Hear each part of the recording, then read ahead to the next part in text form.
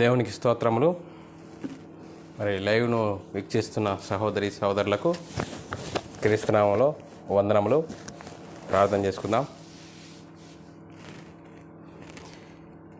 పరలోకమందున్న మా తండ్రి, నీ ప్రియకుమారుడు యేసుక్రీస్తునామంలో కృతజ్ఞతాస్తుతులు స్తోత్రం చెల్లించుకుంటున్నాం నాయన.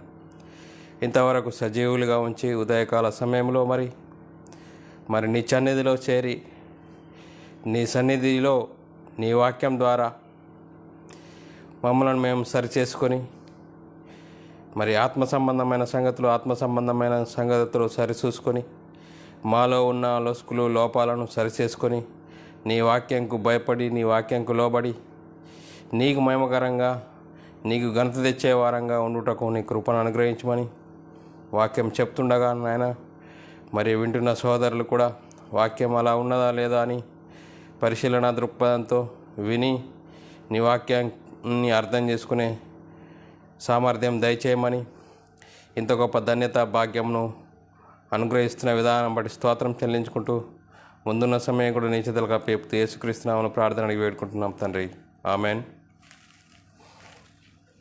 మరి లైవ్లో యూట్యూబ్లో చూస్తున్న సహోదరి సోదరులకు క్రీస్తునామంలో వందనములు. మరి బైబిల్లోని ఆత్మనియమము మనకు సూచిస్తున్న విధానం ఏంటంటే, దేవునికి కృతజ్ఞతాస్తుతులు స్తోత్రం చెల్లించాలి, సహోదరులమైన మనము ఒకరికొకరు వందనములు చెల్లించుకోవాలని బైబిల్లోని ఆత్మనియమము సూచిస్తుంది. మరి దానిని మనం అనుసరిస్తూ మరి ముందుకు సాగుదాం. మరి ఈరోజు 9వ పాఠంగా CTH class certificate of theology class నేర్చుకుంటుండగా మరి వాక్యం చెప్తుండగా మరి ఒక వ్యక్తిని గురించి, ఒక సంఘముని గురించి, ఒక సంస్థను గురించి కాకుండా మాకే తెలుసు మీకెవరి తెలియదు అని అనుకోకుండా ఏది చెప్పినా లేఖనాధారాలతో మేము ముందుస్తూ మరి లేఖనాల అనుసారంగా మనల్ని మనం సరిచేసుకొని వాక్యంకు లోబడి భయపడి మరి దేవునికి మహిమ తెచ్చేవారంగా, దేవునికి ఘనత తెచ్చేవారంగా ఉంటూ ముందుకు సాగడానికి ప్రయత్నం చేద్దాం సోదరులారా.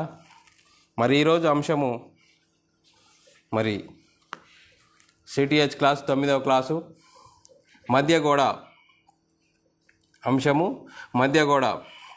సోదరులారా, బైబిల్ గ్రంథంలో 2 ప్రధాన జనాంగాలు ఉన్నాయి.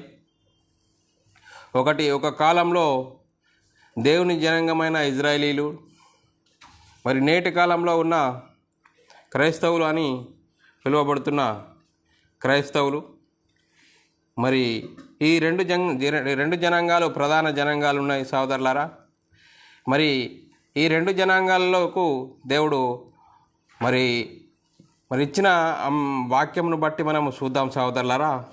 ఒకటి ప్రధానంగా మరి బైబిల్లోని 2 మరి నిబంధనలు ఉన్నాయి ప్రధానంగా. ఒకటి పాత నిబంధన లేదా మొదటి నిబంధన, మరి రెండవది కొత్త నిబంధన లేక 2వ నిబంధన అని అంటారు సోదరులారా. మరి ఈ నిబంధనలు ఎవరికి ఇవ్వబడ్డాయి, ఎవరి ద్వారా ఇవ్వబడ్డది అనేది వాక్యంను చూసుకుంటే సోదరులారా, యోహాను రాసిన సువార్త 1వ అధ్యాయం 17వ వచనం చదువుకున్నట్లయితే, యోహాను రాసిన సువార్త 1వ అధ్యాయం 17వ వచనం చదువుకున్నట్లయితే, ధర్మశాస్త్రము మోషే ద్వారా అనుగ్రహింపబడెను, కృపయు సత్యమును యేసుక్రీస్తు ద్వారా కలిగెను. సోదరులారా, ఈ వాక్యాన్ని పరిశీలించినట్లయితే సోదరులారా, మొదటిగా ధర్మశాస్త్రము మోషే ద్వారా అనుగ్రహింపబడింది. ధర్మశాస్త్రము ఎవరికి ఇవ్వబడ్డది? మోషే ద్వారా ఇజ్రాయేలుకి ఇవ్వబడ్డది. రెండవది కృపయు సత్యము యేసుక్రీస్తు ద్వారా అనుగ్రహింపబడ్డది. మరి సోదరులారా, కృపయు సత్యము మరి యేసుక్రీస్తు ద్వారా ఎవరికి ఇవ్వబడ్డదంటే సోదరులారా, మరి నేటి క్రైస్తవులు అనబడిన వారికి మరి ఇవ్వబడ్డది. మరి ఈ నిబంధన మరి యేసుక్రీస్తు ద్వారా, యేసుక్రీస్తుని విశ్వసించి, యేసుక్రీస్తు దేవుని కుమారుడు, యేసుక్రీస్తు ప్రభువు, యేసుక్రీస్తు ద్వారానే మరి రక్షణ, యేసుక్రీస్తు ద్వారానే యేసుక్రీస్తులో మరణ పునరుద్ధానం కలిగి యేసుక్రీస్తు నామములో బాప్తిసం పొందిన వారికి మరి ఈ నూతన చట్టం, కొత్త నిబంధన మరి కృపయు సత్యము యేసుక్రీస్తు ద్వారా అనుగ్రహింపబడ్డది. దానిని ఈ లోకంలో ఉన్న వారందరికీ దేవుడు అనుగ్రహించాడు యేసుక్రీస్తు ద్వారా. సహోదరులారా, మరి పరిశుద్ధ గ్రంథంలో మరి అనుగ్రహింపబడి మరి యేసుక్రీస్తు ద్వారా కలిగెను. మరి పరిశుద్ధాత్ముని ద్వారా 12 మంది అపొస్తలుల ద్వారా సంఘానికి ఇవ్వబడిన చట్టమే కొత్త నిబంధన. మరి దానిని అనుసరించేవారే క్రైస్తవులు. సహోదరులారా, మరి కొత్త నిబంధనను మరి ఆలోచిస్తే సహోదరులారా, మరి ఈ 2 నిబంధనలు బైబిల్లో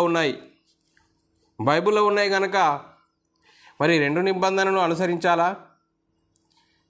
మరి ఏదైనా ఒకటి అనుసరించాలా, రెండవ అనుసరించాలా అనే సందిగ్ధంలో మనకు ఉన్నది సహోదరులారా. మరి కొంతమంది సహోదరులు అంటున్నారు, ఈ 2 ఉన్నాయి కాబట్టి 2 అనుసరించాలి అంటున్నారు. మరి సహోదరులారా, ఒకదాని గురించి ఆలోచిస్తే ధర్మశాస్త్రము మోషే ద్వారా అనుగ్రహింపబడినది కాబట్టి మరి దాని గురించి ఆలోచిస్తున్నాం సహోదరులారా. మరి అది పాత నిబంధన అంటారు, మొదటి నిబంధన అంటారు. దాంట్లో మరి కొంతమంది సహోదరులు అంటారు, దాంట్లో మోషే ద్వారా అనుగ్రహింపబడిన నిబంధనలో 2 నిబంధనలు ఉన్నాయంటున్నారు కొంతమంది. ఏదనగంటే సహోదరులారా, ఒకటి ఆచారయుక్తమైన ధర్మశాస్త్రము, ఒకటి నీతియుక్తమైన ధర్మశాస్త్రము.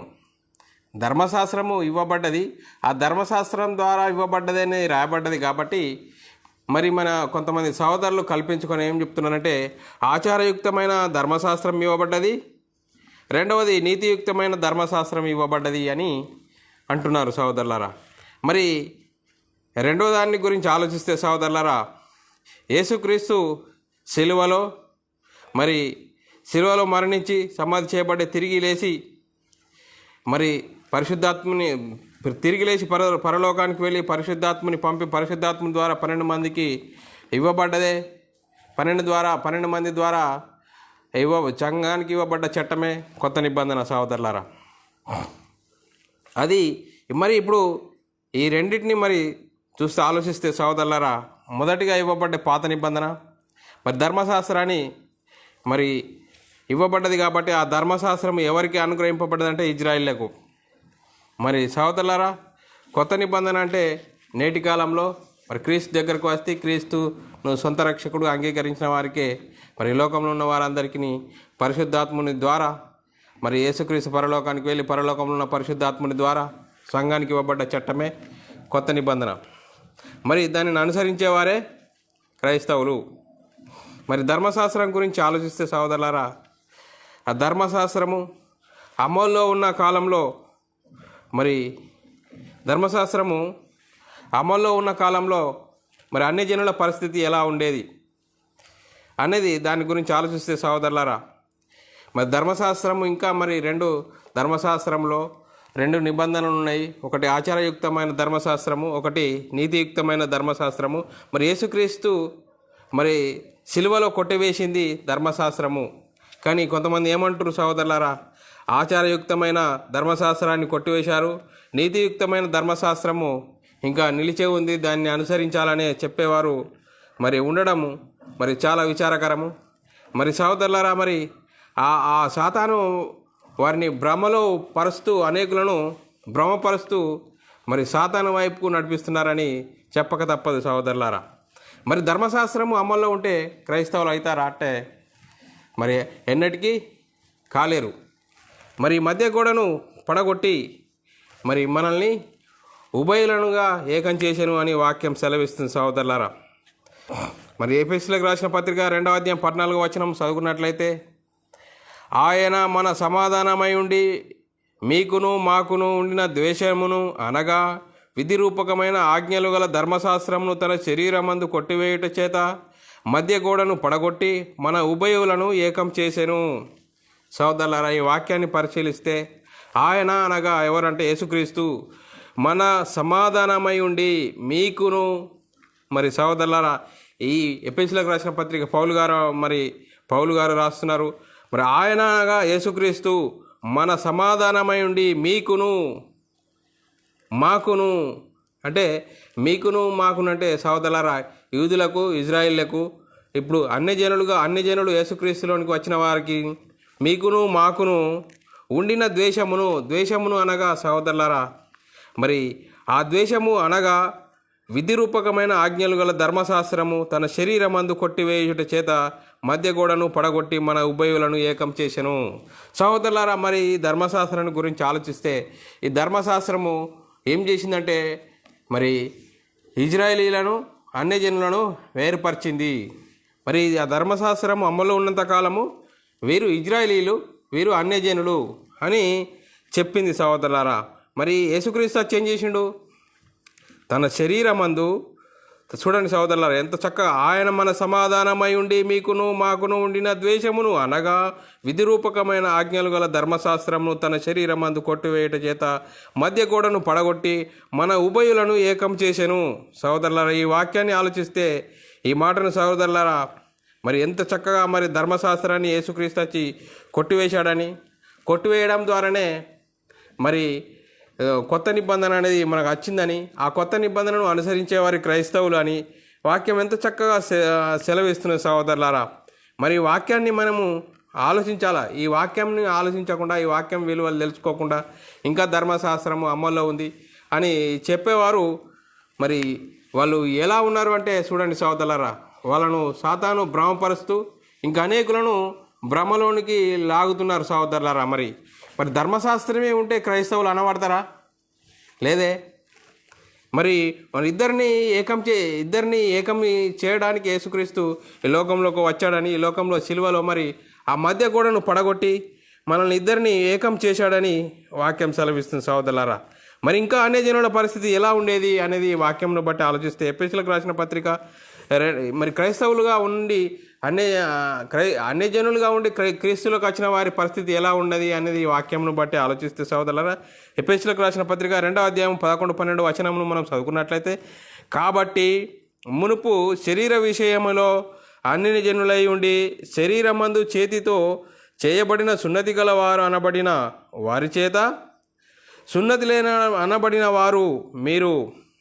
సహోదరులా, చూడండి మరి ఈ వాక్యాన్ని ఆలోచిస్తే సహోదరులారా, ఆ కాలమందు 12వ వచనం, ఆ కాలమందు ఇజ్రాయేలుతో సహపౌరులు కాక పరదేశులను, వాగ్దాన నిబంధనలు లేనివారును, పరజనులను, నిరీక్షణ లేనివారును, లోకమందు దేవుడు లేనివారై ఉండి క్రీస్తుకు దూరస్తులై ఉంటిరి అని మీరు జ్ఞాపకం చేసుకొనుడి. చూడండి సహోదరులారా, మరి మునుపు అనగా సహోదరులారా, మరి అన్యజనులై ఉండి యేసుక్రీస్తుని విశ్వసించి మరి క్రీస్తులోనికి వచ్చిన వారు, క్రైస్తవులు అనబడిన వారు, మరి మునుపు మీ పరిస్థితి ఎలా ఉండేది అని పౌలు గారు చెప్తున్నాడు. ఎఫెసీయులకు రాసిన పత్రిక, ఎఫెసీయులకు రాసిన సంఘానికి రాస్తూ, మునుపు శరీర విషయంలో అన్యజనులై ఉండి శరీరమందు చేతితో చేయబడిన సున్నతి గలవారు అనబడిన వారి చేత సున్నతి లేని అనబడిన మీరు ఆ కాలమందు ఇజ్రాయేలుతో సహపౌరులు కాక. చూడండి సహోదరులారా, మరి అన్యజనులుగా ఉన్నప్పుడు మరి ఇజ్రాయేలీలతో సహపౌరులు కాక అంటే సహోదరులారా, మరి అన్యజనులు ఎప్పుడైతారు? అన్యజనులు ధర్మశాస్త్రము అమల్లో ఉన్నప్పుడు అన్యజనులు. మరి వారిని మనల్ని వేరుపరిచింది ఏంది? ధర్మశాస్త్రము. ఆ ధర్మశాస్త్రము మరి ఆ కాలమందు ఇజ్రాయేలుతో సహపౌరులు కాక పరదేశులను, వాగ్దాన నిబంధనలు లేనివారును, పరజనులు, నిరీక్షణ లేనివారును, దేవుడు లేనివారనై ఉండి క్రీస్తుకు దూరస్తులై ఉంటిరి. మీరు మునుపటి పరిస్థితిని గురించి ఆలోచించారు కానీ మరి ఏ క్రీస్తులోనికి వచ్చిన వారికి పౌలు గారు చెప్తున్నారు మునుపు. మరి చూడండి సహోదరులారా, మరి వారిని మనల్ని వేరుపరిచింది ఏంది? మరి చూడండి సహోదరులారా, చూడండి, మనం ఆలోచిస్తే ఒకటి దాని గురించి సున్నతి లేనబడిన వారు అన్యజనులు ఇంతకుముందు పరిస్థితి, అలా పరిస్థితి ఏంది? సున్నతి లేని అనబడిన వారు ఆ కాలమందు ఇజ్రాయేలుతో సహపౌరులు కాక. చూడండి సహోదరులారా, పరదేశులను, వాగ్దాన నిబంధనలు లేనివారును, పరజనులను, నిరీక్షణ లేనివారును, దేవుడు లేనివారై ఉండి క్రీస్తుకు దూరస్తులై ఉండి. చూడండి సహోదరులారా, ఎంత భయంకరమైన పరిస్థితి అన్యజనుల పరిస్థితి. మరి అలాంటి స్థితిలో ఉన్న మిమ్మల్ని చూడండి, మరి అలాంటి పరిస్థితులు ఎలా ఉందంటే ధర్మశాస్త్రం అమల్లో ఉన్నప్పుడు ఇజ్రాయిల్ అన్యజనుల పరిస్థితి ఎలా ఉండేది అని దాని గురించి ఆలోచిస్తూ ఉంటే సోదరులారా, అన్నజనుల పరిస్థితి ఎలా ఉన్నది అని ఆలోచిస్తే యోహాను రాసిన సువార్త 7వ అధ్యాయం 49వ వచనం చదివితే, అయితే ధర్మశాస్త్రం ఎరుగని ఈ జనసమూహము శాపగ్రస్తమైనదని వారితో అనిరి. చూడండి, అరే అన్యజనుల పరిస్థితి ఏంది? ధర్మశాస్త్రము అమల్లో ఉన్నప్పుడు మరి అయితే ధర్మశాస్త్రం ఎరుగని ఈ జనసమూహము శాపగ్రస్తమైనది అంటారు. చూడండి సహోదరులారా, అలాగే నీతిని వెంటాడని అన్యజనులు రోమిలకు రాసిన పత్రిక 9వ అధ్యాయం 30వ వచనం, నీతిని వెంటాడని అన్యజనుల పరిస్థితి చూడండి. మరి రోమిలకు రాసిన పత్రిక 2వ అధ్యాయం 14వ వచనం, ధర్మశాస్త్రము లేని అన్యజనులు. మరి చూడండి, ధర్మశాస్త్రం ఉన్నప్పుడు ధర్మశాస్త్రము లేని అన్యజనులు ఎలాంటి వారట? అయితే ధర్మశాస్త్రం ఎరుగని ఈ జనసమూహము శాపగ్రస్తమైనది. మరి నీతిని వెంటాడని అన్యజనులు, మరి ధర్మశాస్త్రం లేని అన్యజనులు. మరి చూడండి సోదరుల, అన్యజనుల పరిస్థితి ఎలా ఉంది? దేవుడు లేని వారు పరదేశులను. మరి అలాంటి పరిస్థితిలో అన్యజనులు ఉన్నారు ధర్మశాస్త్రం అమల్లో ఉన్న కాలం. మరి మొదటి పేతురు రాసిన పత్రిక 2వ అధ్యాయం 10వ వచనం చదువుకున్నట్లయితే, ఒక్కప్పుడు ప్రజగా ఉండక ఇప్పుడు దేవుని ప్రజ అయితిరి. పేతురు గారు అంటున్నారు, ఒకప్పుడు ప్రజగా ఉండక, ఎప్పుడు? మరి ధర్మశాస్త్రము అమల్లో ఉన్నప్పుడు, ధర్మశాస్త్రము మిమ్మల్ని వేరుపరిచినప్పుడు, ఒకప్పుడు ప్రజగా ఉండక మరి ఇప్పుడు ప్రజ అయితిరి. ఒకప్పుడు కనికరింపబడక ఇప్పుడు కనికరింపబడితిరి. ఎప్పుడు కనికరింపబడ్డారు? మనం యేసుక్రీస్తు యొద్దకు వచ్చినప్పుడు కనికరింపబడడం జరిగింది. మరి ఒకప్పుడు దేవుడు లేననే వారము ఇప్పుడు మరి యేసుక్రీస్తు యొద్దకు వచ్చినప్పుడు మనము దేవుని ప్రజ అయితిరి అని వాక్యం ఎంత చక్కగా సెలవిస్తున్న సహోదరులారా. మరి ధర్మశాస్త్రము మనల్ని వేరుపరిచింది. ధర్మశాస్త్రానికి ఎలా ఉందంటే, ధర్మశాస్త్రం అన్యజనులను ఇజ్రాయేలీలను అని వేరుపరిచిందే ఆ ధర్మశాస్త్రం అమల్లో ఉన్న కాలంలో అన్యజనుల పరిస్థితి ఎలా ఉంది? చాలా భయంకరమైన పరిస్థితి. మరి క్రీస్తు యొద్దకు వచ్చినప్పుడు ఏమైంది? ఒకప్పుడు ప్రజగా ఉండక ఇప్పుడు దేవుని ప్రజ అయితిరి. ఒకప్పుడు కనికరింపబడక ఇప్పుడు కనికరింపబడితిరి. చూడండి సహోదరులారా. మరి అలాగే గలతీయులకు రాసిన పత్రిక 2వ అధ్యాయం 15వ వచనం చదువుకున్నట్లయితే, చూడండి సహోదరుల, మనము జన్మం వలన యూదులమే కానీ ఇజ్రాయేళ్ల పరిస్థితి చూడండి. ఇజ్రాయేలీల పరిస్థితి ఎలా ఉందో వాళ్ళ పరిస్థితిని గురించి ఆలోచిస్తే, ధర్మశాస్త్రం అమల్లో ఉన్నప్పుడు మనము జన్మము వలన యూదులమే కానీ అన్యజనుల్లో చేరిన పాపులము కాము. పౌలు గారు మరి కేపాతో అంటున్నాడు చూడండి, మనము జన్మము వలన యూదులమే కానీ అన్యజనుల్లో చేరిన పాపులము కాము. మరి చూడండి సహోదరులారా, మరి ధర్మశాస్త్రము అమల్లో ఉన్నప్పుడు వాళ్ళ ఇజ్రాయేలీల పరిస్థితి గురించి ఆలోచిస్తున్నాం సహోదరులారా. మరి దాని గురించి చూస్తున్నాం సహోదరులు. అపొస్తలుల కార్యం 10:28 వచనం చదువుకున్నట్లయితే, అప్పుడు అతడు అన్యజాతి వానితోనైనను సావాసం చేయుటైనను అట్టివాణ్ణి ముట్టుకొనుట అయినను యూదునికి ధర్మము కాదని మీకు తెలియను. చూడండి, మరి ధర్మశాస్త్రము అమల్లో ఉన్నప్పుడు అన్యజనులను ముట్టుకోవడమే కానీ మరి వారిని తాకడమే కానీ అది యూదునికి ధర్మం కాదట. చూడండి సహోదరులారా. అలాగే ఇంకో వచనం కొన్ని సంగతులు ఇంకా ఆలోచిస్తాం సహోదరులారా.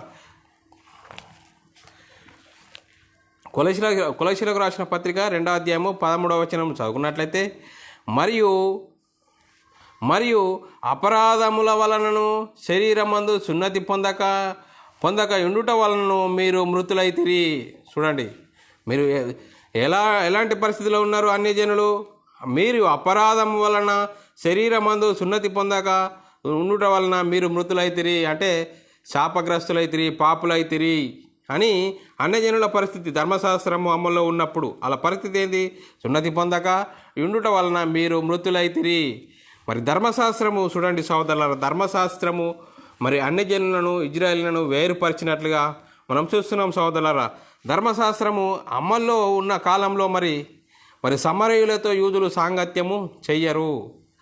ధర్మశాస్త్రం అమల్లో ఉన్నప్పుడు సమరయులతో యూదులు సాంగత్యం చేయరు అని మరి యోహాను రాసిన సువార్త 4వ అధ్యాయం 9వ వచనం చదువుకున్నట్లయితే యేసుక్రీస్తు మరి సమరయ స్త్రీతో మాట్లాడుతున్న సందర్భం, ఆ సమరయ స్త్రీ, యూదుడవైన నీవు సమరయుడైన స్త్రీనైనా నన్ను మరి దాహమునకిమ్మని ఎలాగ అడుగుచున్నావు అని ఆయనతో చెప్పాను. ఏలయనగా యూదులు సమరయులతో సాంగత్యం చెయ్యరు. చూడండి సహోదరులారా, మరి యూదులకున్న పరిస్థితి, యూదులకున్న ఆధిక్యం చూడండి. సమరయులతో మరి సాంగత్యం చెయ్యరు అని మరి చెప్తున్నది వాక్యం. చూడండి సహోదర, ధర్మశాస్త్రం మరి చూడండి, ధర్మశాస్త్రం అమల్లో ఉన్నప్పుడు మరి ఇజ్రాయేల్ యొక్క మరి ఔన్నత్యము, వారి గొప్పతనము గురించి మనము ఇంకా ఆలోచిస్తూ ముందుకు సాగుదాం సహోదరులారా. రోమిలకు రాసిన పత్రిక 9వ అధ్యాయం 4వ వచనం చదువుకున్నట్లయితే, వీరు ఇజ్రాయేలీలు దత్తపుత్రత్వమును మహిమయు నిబంధనలు ధర్మశాస్త్ర ప్రధాన అర్చనాచార్యులను వాగ్దానములు వీరివి. చూడండి, మరి ధర్మశాస్త్రము అమల్లో ఉన్నప్పుడు ఇజ్రాయేలీల యొక్క గొప్పతనము, ఔన్నత్యము, వారి విశిష్టత ఎలా ఉండదట? వీరు ఇజ్రాయేలీలు దత్తపుత్రత్వమును మహిమయు నిబంధనలు ధర్మశాస్త్ర ప్రధాన అర్చనాచారాదులు వాగ్దానములు వీరివి. చూడండి సహోదరుల, ధర్మశాస్త్రము అమల్లో ఉన్నప్పుడు ఇజ్రాయేలీల యొక్క గొప్పతనము, ఔన్నత్యము, విశిష్టతను గురించి మనము ఆలోచిస్తే, వారిని ఇజ్రాయేలీలను ధర్మశాస్త్రం ద్వారా వాళ్ళను దేవుడు ఏర్పరచుకున్నాడు. వారి గొప్పతనం గురించి మనము మరి వింటున్నాం సహోదరులారా. ఎఫెసీయులకు రాసిన పత్రిక 2వ అధ్యాయము 11-12 వచనాలు చదువుకున్నట్లయితే సహోదరులారా, మరి ఇంకా ధర్మశాస్త్రం అమల్లో ఉన్నప్పుడు మరి అన్యజనుల పరిస్థితి ఏందో ఇంకా మళ్ళీ వాక్యము సంగతులు చూద్దాం సహోదరులారా. 2వ అధ్యాయము 11-12 వచనం చదువుకున్నట్లయితే, కాబట్టి మునుపు శరీర విషయంలో అన్యజనులై ఉండి శరీరమందు చేతితో చేయబడిన సున్నతి గలవారనబడిన వారి చేత సున్నతి లేనబడిన మీరు ఆ కాలమందు, ఏ కాలమందు? అన్యజనులుగా ఉన్నప్పుడు, ధర్మశాస్త్రం అమల్లో ఉన్నప్పుడు మరి వారి పరిస్థితి ఏంది? ఆ కాలమందు ఇజ్రాయేలీలతో సహపౌరులు కాక పరదేశులను, వాగ్దాన నిబంధనలు లేనివారును, పరజనులు, నిరీక్షణ లేనివారును, లోకమందు దేవుడు లేనివారై ఉండి క్రీస్తుకు దూరస్తులై ఉంటిరి అని మీరు జ్ఞాపకం చేసుకునుడి. చూడండి సహోదరులారా, మరి ఇంతవరకు మనము ధర్మశాస్త్రము అమల్లో ఉన్నప్పుడు మరి అన్యజనుల పరిస్థితి ఏంటి? మరి ధర్మశాస్త్రం అమల్లో ఉన్నప్పుడు అన్యజనుల పరిస్థితి ఏంటి? మరి ధర్మశాస్త్రం అమల్లో ఉన్నప్పుడు ఇజ్రాయేలీల పరిస్థితి ఏంటి అనేది మనము ఇంతవరకు చూసుకున్నాం సహోదరులారా. ఇంకా మరి కొన్ని సంగతులు ఆలోచిస్తే ఉంటాయి. చూడండి సహోదరులారా, ధర్మశాస్త్రం అమల్లో ఉన్నప్పుడు మరి ఎలాంటి స్థితిలో ఉన్నారో అనేది మనం ఆలోచిస్తున్నాం సహోదరులారా.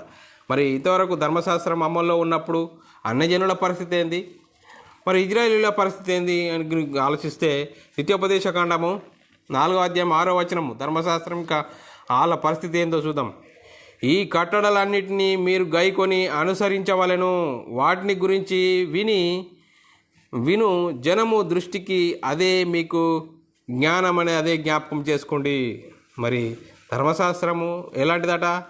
ఈ కట్టడలు మీరు గైకొని అనుసరింపవలెను, వాటిని గురించి విను జనముల దృష్టికి అదే మీకు జ్ఞానము. ధర్మశాస్త్రం ఇజ్రాయేళ్ళకి ఏందట? అదే జ్ఞానము, అది అనుసరించాలి అని చెప్తున్నారు సహోదరులారా. మరి ఎఫెసీయులకు రాసిన పత్రిక 2వ అధ్యాయము మరి ధర్మశాస్త్రం అమల్లో ఉన్నప్పుడు వాళ్ళ పరిస్థితిని మరి ఎలాంటిదట? ఈ కట్టడలు మీరు గైకొని అనుసరింపవలెను, వాటిని గురించి విను జనముల దృష్టికి అదే మీకు జ్ఞానము, అదే మీకు వివేకము. ధర్మశాస్త్రము అమల్లో ఉన్నప్పుడు ఇజ్రాయేలీల పరిస్థితి ఏంది?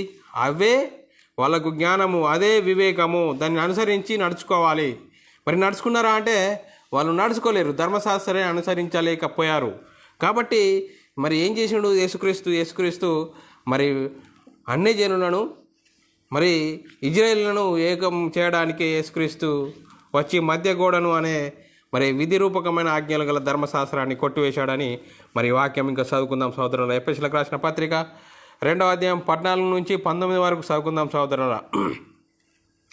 ఆయన మన సమాధానమై ఉండి మీకును మాకును ఉండిన ద్వేషమును అనగా విధి రూపకమైన ఆజ్ఞలు గల ధర్మశాస్త్రమును తన శరీరమందు కొట్టివేయుట చేత మధ్య గోడను పడగొట్టి మన ఉభయులను ఏకం చేసెను. ఉభయులు అనగా మరి ధర్మశాస్త్రమును ధర్మశాస్త్రమును అనుసరించి ధర్మశాస్త్రమును వాళ్ళు ఎవరైతే మరి అనుసరించలేకపోయారో వారిని, అన్ని జనులుగా ఉన్నవారిని ఏం చేసిండు? ఏకం చేశాడు. మరి ధర్మశాస్త్రము మరి కొట్టివేయడం ద్వారా ఏమైంది? ఉభయులను ఏకం చేశాడు. ఉభయులను ఏకం చేసి ఇట్లు సంధి చేసి ఈ ఇద్దరిని తన యందు ఒక నూతన పురుషునిగా సృష్టించి తన శిలువ వలన ఆ ద్వేషమును అనగా చూడండి సోదరుల సంహరించి దాని ద్వారా వీరిద్దరిని ఏకముగా చేసి దేవునితో సమాధానపరచవలని ఇలాగు చేసెను గనుక ఆయనయే మనకు సమాధానకారకుడై ఉన్నాడు. 17వ వచనం. మరియు ఆయన వచ్చి దూరస్థులైన మీకును సమీపస్థులైన వారికిని సమాధాన సువార్తను ప్రకటించెను. ఆయన ద్వారా మనము ఉభయులము ఒక ఆత్మయందు తండ్రి సన్నిధికి చేరగలిగి ఉన్నాము. కాబట్టి మీరిక మీదట పరదేశులనై ఉండక పరిశుద్ధులతో ఏకపట్టణస్థులను దేవుని ఇంటివారునై ఉన్నారు. చూడండి సోదరులారా, దేవుడు యేసుక్రీస్తు ద్వారా మనకు ఎంత గొప్ప ధన్యత భాగ్యాన్ని అనుగ్రహించాడు. మరి ఇజ్రాయేలీలు అయితే మరి ధర్మశాస్త్రాన్ని అనుసరించలేకపోయారో, అనుసరించలేని ధర్మశాస్త్రాన్ని ఆ మధ్య కూడాను మనల్ని అన్యజనులను ఇజ్రాయేలును వేర్పరిచింది ఏంటంటే ధర్మశాస్త్రం. ఆ ధర్మశాస్త్రాన్ని కొట్టివేయడానికి యేసుక్రీస్తు ఆ మధ్య కూడాను పడగొట్టి ఉభయులను మరి ఏకం చేశాడు. మరియు ఏకం చేసిన మనకు ఒక గొప్ప ధన్యత దేవుడు మరి యేసుక్రీస్తు ద్వారా మరి గొప్ప ధన్యతను మరి దేవుని ఇంటివారంగా పరజనులుగా మరి కాబట్టి మీరిక మీదట పరదేశులనై ఉండక పరిశుద్ధులతో ఏకపట్టణస్థులను దేవుని ఇంటివారునుగా మరి యేసుక్రీస్తు ద్వారా దేవుని ఇంటివారుగా మనల్ని దేవుడు మరి చేశాడు. గొప్ప ధన్యత మనకు అనుగ్రహించాడు. చూడండి సహోదరులారా, ఎంత గొప్ప ధన్యత మరి అనుగ్రహించిన మన ఇంకా సహోదరులు కొంతమంది ధర్మశాస్త్రం అమల్లో ఉంది. ఎలా ఉంటుంది అమల్లో? మరి ధర్మశాస్త్రం అమల్లో ఉంటే మరి మనం క్రైస్తవులు అవుతామా? కామే. ఇంకా మరి నువ్వు మరి ఎక్కడున్నావో, ఎలాంటి పరిస్థితుల్లో ఉన్నావో మరి ఇంకా ఆలోచించుకోవాలి సహోదరులారా.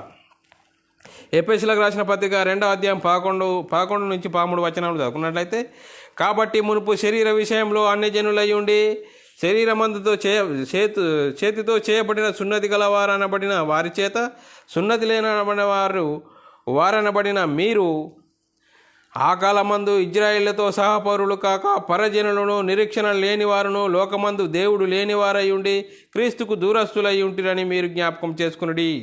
అయినను మునుపు దూరస్తులైన మీరు ఇప్పుడు క్రీస్తు రక్తం వలన సమీపస్తులై ఉన్నారు. చూడండి, యేసుక్రీస్తు రక్తం ద్వారా సమీపస్తులై ఉన్నారు. ఒకరోజు మరి అన్యజనులుగా ఉన్న మనము మరి క్రీస్తులోనికి వచ్చిన తర్వాత మరి ఒక తేడాను, ఆ భేదము అన్యజనులు ఇజ్రాయేలును అన్యజనులను ఏకం చేసింది. యేసుక్రీస్తు వచ్చి ఆ మధ్య గోడను పడగొట్టిండు. ఆ మధ్య గోడ ఏంటంటే ధర్మశాస్త్రము, విధి రూపకమైన ఆజ్ఞలు గల ధర్మశాస్త్రాన్ని కొట్టివేయడం ద్వారా మరి యేసుక్రీస్తు మనల్ని మరి ఏకం చేసి ఆ గొప్ప దేవుని ఇంటివారుగా చేయడానికి గొప్ప ధన్యత దేవుడు యేసుక్రీస్తు ద్వారా మనకు అనుగ్రహించాడు.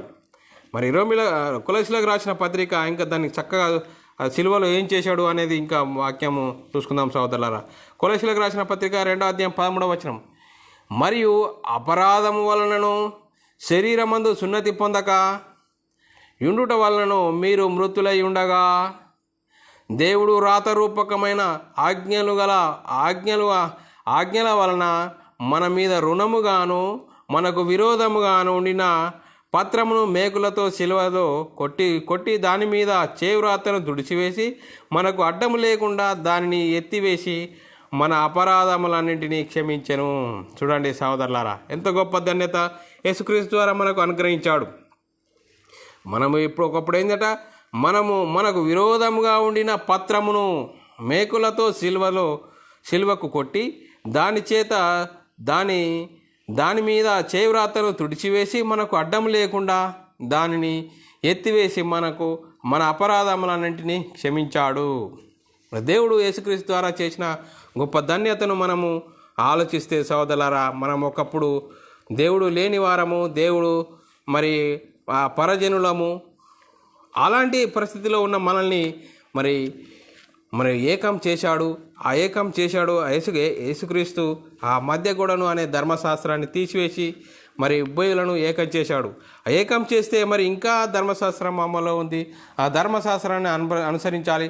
ఆ ధర్మశాస్త్రంలో నీతియుక్తమైన ధర్మశాస్త్రం, ఆచారయుక్తమైన ధర్మశాస్త్రం అని ఇంకా చెప్పడంలో ఎంత మరి వాక్యం గురించి ఆలోచిస్తున్నారు. మరి వాక్యం నుంచి బయటకు ఉన్నారనేది మనం వాక్యంను బట్టి ఆలోచిస్తున్నాం సహోదరులారా. మరి ఇంకా వాక్యాన్ని కొన్ని సంగతులు ఆలోచిస్తే సహోదరులారా, విశ్వాసం విషయంలో ఇంకా గలతీయులకు రాసిన పత్రిక 3వ అధ్యాయం 26, 27, 28 వచనాలు చదువుకున్నట్టయితే సహోదరులారా, యేసుక్రీస్తునందరూ మీరందరూ విశ్వాసం వలన దేవుని కుమారులై ఉన్నారు. చూడండి, మరి ఇంకా యేసుక్రీస్తునందు మనం ఎలా ఉన్నామట? యేసుక్రీస్తునందు మీరందరూ విశ్వాసం వలన దేవుని కుమారులై ఉన్నారు. మరి క్రీస్తులోనికి బాప్తీసం పొందిన మీరందరూ క్రీస్తును ధరించుకొని ఉన్నారు.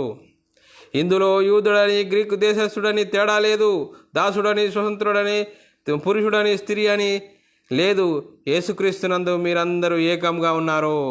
మరి సహోదరులారా, మరి ధర్మశాస్త్రాన్ని కొట్టివేసినప్పుడు మరిగా ఎవరైనా సరే ఇక్కడ యూదుడని గ్రీకు దేశస్థుడని ఇంకా తేడా లేదు. ఎవరైతే ఇప్పుడు యేసుక్రీస్తులోనికి బాప్తీసం పొందిన మీరందరూ క్రీస్తును ధరించుకొని ఉన్నారు. ఇందులో యూదుడని గ్రీకు దేశస్థుడని లేదు. మరి మేము పెద్దోళ్ళము, మేము చిన్నోళ్ళము, మేము ఇజ్రాయిలమని తేడా లేదు. క్రీస్తు యొద్దకు వచ్చి మరి యేసుక్రీస్తునందు బాప్తీసం పొందుకొని వారికే మీరందరూ యేసుక్రీస్తును ధరించుకొని ఉన్నారు. ఇందులో యూదుడని గ్రీకు దేశస్థుడని తేడా లేదు, దాసుడని స్వతంత్రుడని లేదు, పురుషుడని స్త్రీ అని లేదు, యేసుక్రీస్తునందు మీరందరూ ఏకంగా ఉన్నారు. చూడండి సహోదరులారా, ఎంత గొప్ప ధన్యత యేసుక్రీస్తు ద్వారా మనకు దేవుడు అనుగ్రహించాడు. అదే కొన్ని సంగతులు ఆలోచిస్తే కొలసీలకు రాసిన పత్రిక 3వ అధ్యాయం 9, 10, 11 వచనాలు చదువుకున్నట్లయితే, ఒకనితో ఒకడు అబద్ధమాడకుడి, ఏలయనగా ప్రాచీన స్వభావమును దాని క్రియలతో కూడా మీరు పరిత్యజించి జ్ఞానం కలుగు నిమిత్తము దానిని సృష్టించిన వాని పోలిక చొప్పున నూతన పరచబడుచున్న నవీన స్వభావమును ధరించుకొనుచున్నారు. మరి చూడండి, నూతన నవీన స్వభావము ధరించుకొని ఉన్నారు. ఎవరు? యేసుక్రీస్తు దగ్గరికి వచ్చి నేను పాపిని అని ఒప్పుకొని యేసుక్రీస్తును సొంత రక్షకుడిగా అంగీకరించి యేసుక్రీస్తు ద్వారా విశ్వాసము పొంది మరి యేసుక్రీస్తు నామములో బాప్తీసం పొందినప్పుడు మరి మనం అందరము నూతన స్వభావం అనేది ధరించుకుంటాము.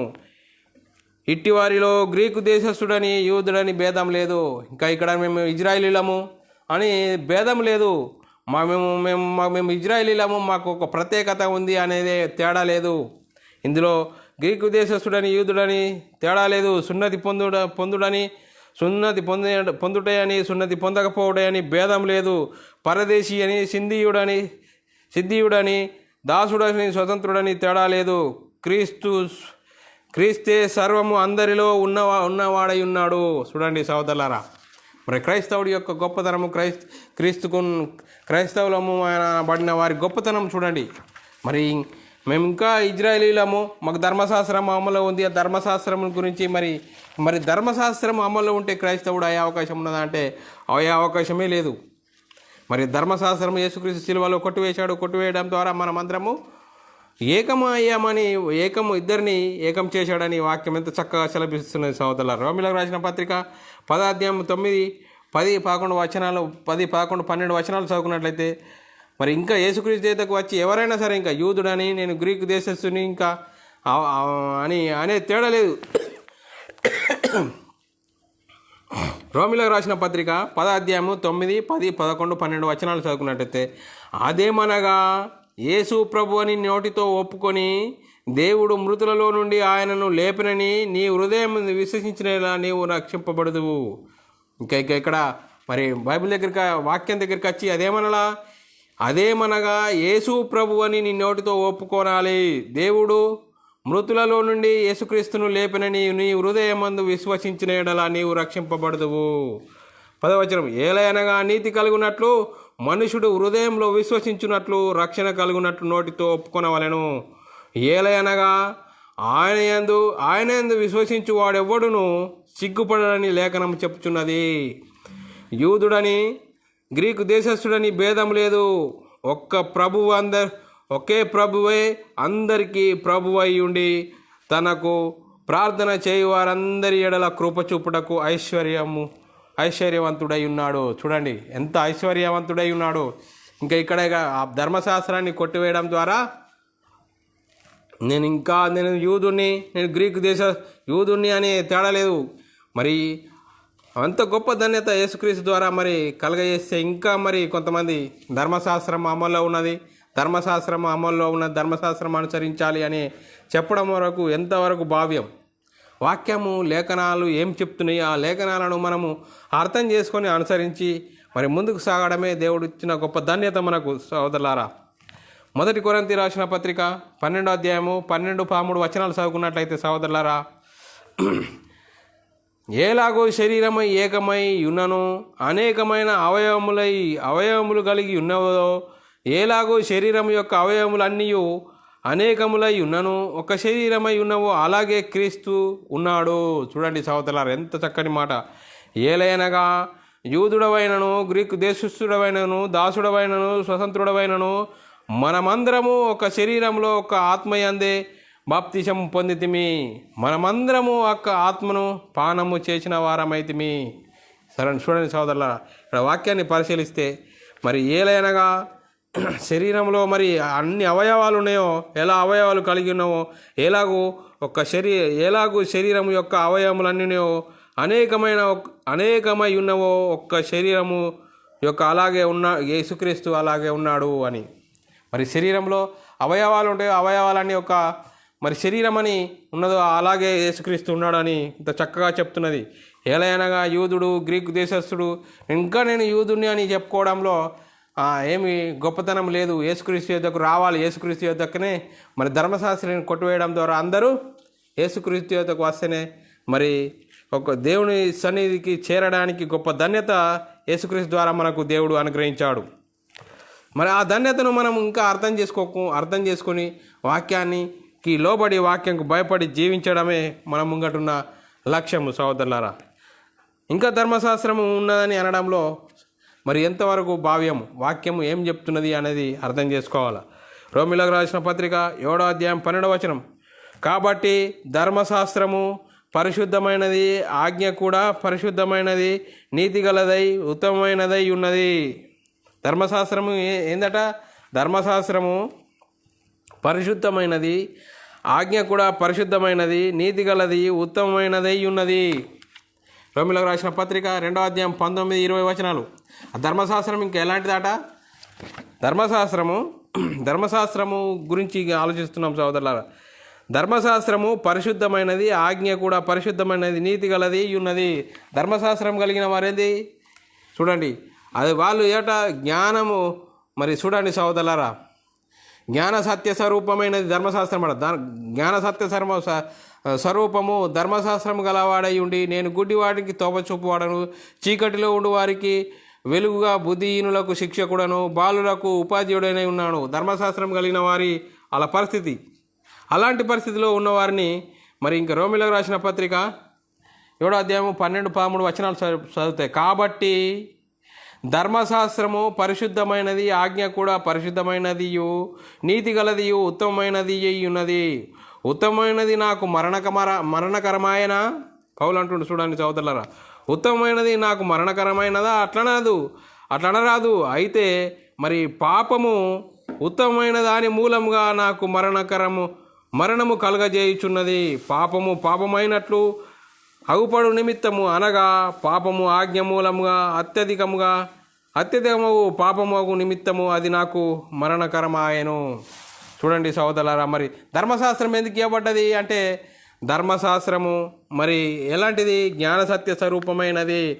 ధర్మశాస్త్రము గుడ్డివారికి తోవ చూపున్నది, చీకటిలో ఉన్నవారికి వెలుగు, మరి బుద్ధిహీనులకు మరి శిక్ష ఉపాధ్యాయుడిగా ఉన్నది. ఆ ధర్మశాస్త్రము మరి ఎలాంటి స్థితిలో ఉన్నది? ధర్మశాస్త్రంకున్న మరి పరిస్థితి ఏంది అని ఆలోచిస్తే సహోదరులారా, ధర్మశాస్త్రము జ్ఞాన సత్య స్వరూపమైనది. ధర్మశాస్త్రం గలవాడై ఉండి గుడ్డివాడికి తోవ చూపువాడిది.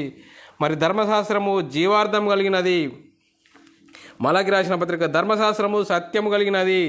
ధర్మశాస్త్రము ఎంతవరకు మరి చూడండి సోదరులారా, ఈ ధర్మశాస్త్రము మరి ఎంతవరకు అమల్లో ఉంటుంది? మరి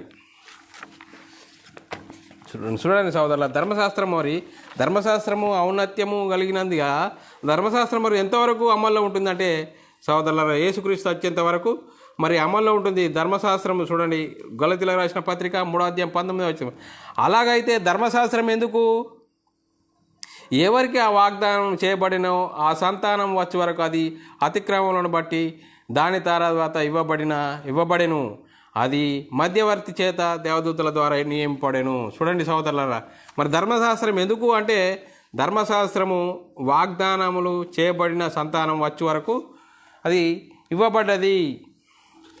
మరి ధర్మశాస్త్రం ఎందుకు ఇవ్వబడ్డంటే వాగ్దానము ఎవరికి ఇవ్వబడ్డదో ఆ సంతానం వచ్చే వరకు అది పనిచేస్తుంది. మరి ఇంకా హెబ్రీయులకు రాసిన పత్రిక 10:1 చదువుకున్నట్లయితే, ధర్మశాస్త్రము రాబోచున్న మేలుల ఛాయ గలదియే కానీ నిజ స్వరూపము గలది కాదు. ధర్మశాస్త్రం ఎలాంటిదట? దాని స్వభావము ఒక ఛాయ గలదియే కానీ నిజ స్వరూపము దాంట్లో లేదు. మరి ధర్మశాస్త్రం ఒకప్పుడు చూడండి, మనకి ఏదైనా అనారోగ్యమైనప్పుడు ఎక్స్రే తీస్తుంది. మరి ఎక్స్రే తీయడం ద్వారా మనకు అనారోగ్యం తగ్గుతుందా అంటే లేదు. అది ఎంతవరకు వ్యాధి ఎంతవరకు ఉన్నది అనేది ఏ పరిమాణంలో ఉన్నదని సూచిస్తుంది. కాబట్టి అది రోగాన్ని తీసివేసేది కాదు. అంటే ధర్మశాస్త్రం ఎలాంటిదట? ఒక ఛాయ, ఒక నీడ గలదియే అంటుంది. కొలసీలకు రాసిన పత్రిక 2:17. ఇవి రాబోచున్న ఛాయ గలదియే కానీ నిజ స్వరూపము క్రీస్తులో ఉన్నది.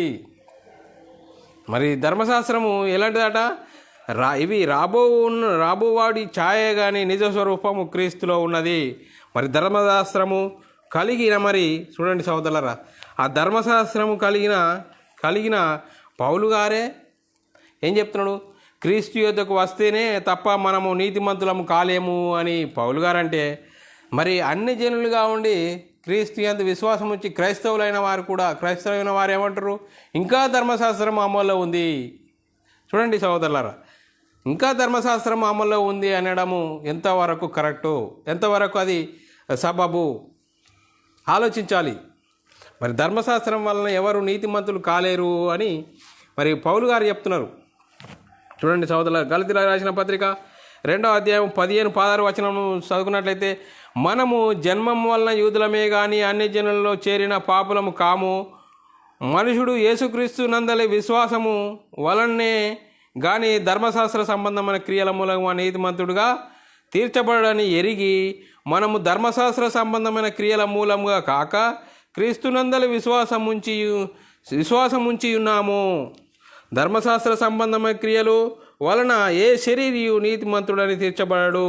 చూడండి సోదరులారా, పౌలు గారు గలతీయులకు రాసిన సంఘానికి ఏం చెప్తున్నాడు? ధర్మశాస్త్రం వలన ఎవరు నీతిమంతులుగా కారు.